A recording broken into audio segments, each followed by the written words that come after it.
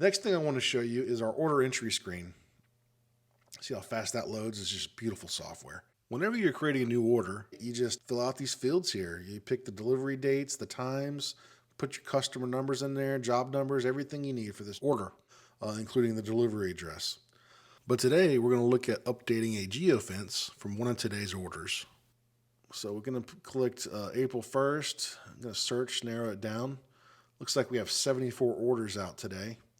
So let's just pick just a random one. So you click on the existing order that you want to update, and all of the existing information will automatically load in the fields. Then on a map, you'll see a geofence that was automatically dropped where the job site street address is. If you wanted to update this geofence, all you have to do is just use this drop down right there to narrow it down. But sometimes you might need to move your geofence. So you can simply just pick it up and drag it around. That comes in handy if you're doing like a construction site, maybe a new neighborhood build out where the addresses aren't on the map yet.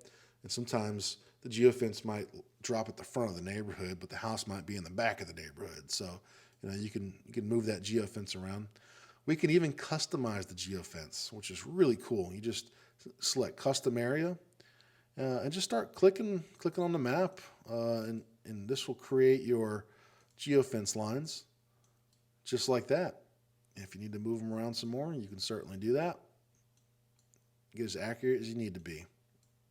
What this does is if you're looking at your auto status dashboard, whenever the driver crosses this geofence, it will update the dashboard immediately and allow the management team to know that the driver has arrived to the job site.